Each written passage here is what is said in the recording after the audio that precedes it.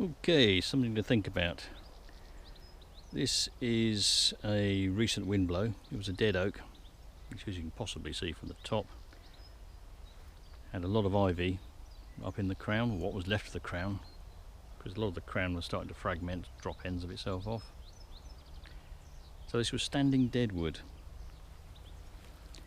Dead wood in a woodland has value for nature conservation. All sorts of things specialise in it. All sorts of things feed on the things that specialise in it, such as, for instance, woodpeckers, also tree creepers and nuthatch will probe the bark and dig out various grubs. Then you have rather large, nice things like stag beetles, which rely on dead wood for their grubs, which can live for 2 to 3 years in the wood before maturing, and then living brief lives as adults before they reproduce and die. And you can see on this tree, even though it's been dead for a long time, it's been seasoned while it's been standing there. So the sapwood around the edge has started to go rotten, but the heartwood in the middle is completely solid. So you could leave this as a resource, even though it's now lying instead of standing. A standing dead tree, as basically is a high rise of all different humidities and sun exposures all the way up and around the trunk. Whereas lying on the ground, you've got much less variation in the humidity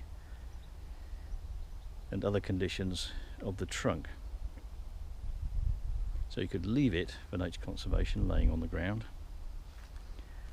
or you could bring in a wood miser and saw it and turn it into furniture. And you could argue that if it's successfully turned into high quality furniture, you've ensured that the heartwood won't rot down.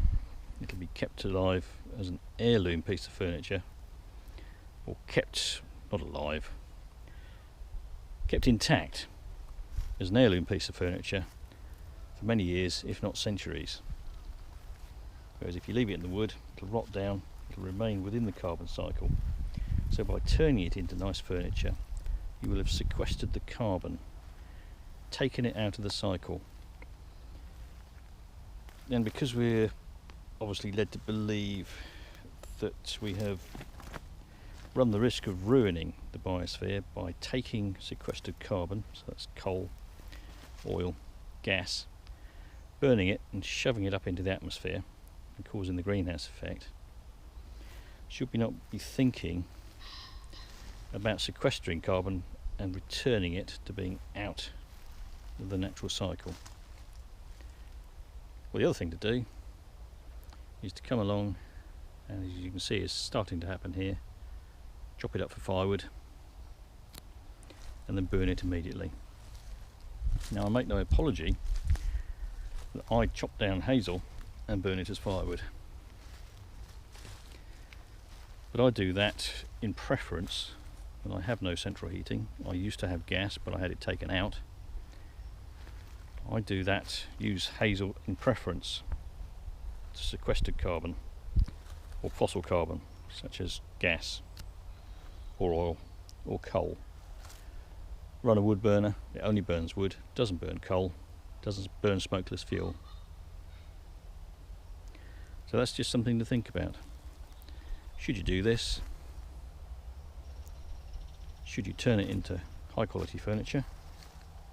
And there's lots of YouTube videos, especially from people in America, who are making all sorts of really spectacular furniture from just the sort of timber that this is. Or should you leave it in a woodland, leave it for nature, for immediate value? And you can see here why it fell over, because the roots have rotted out. And you can see here, trees do not have tap roots. Some people tell you that trees have tap roots that go down a long, long way. Well, no, they don't. The roots have penetrated into the chalk rubble on top of the chalk, which is the bedrock here, but they haven't gone a long way down, because there's no point in doing that. It's hard to do, to force your way down into basically a soft rock, and all the nutrients are in the clayey soil that lays over the top.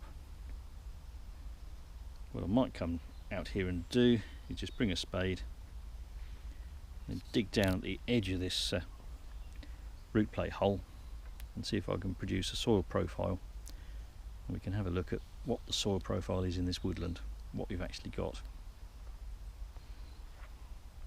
So, stuff to think about.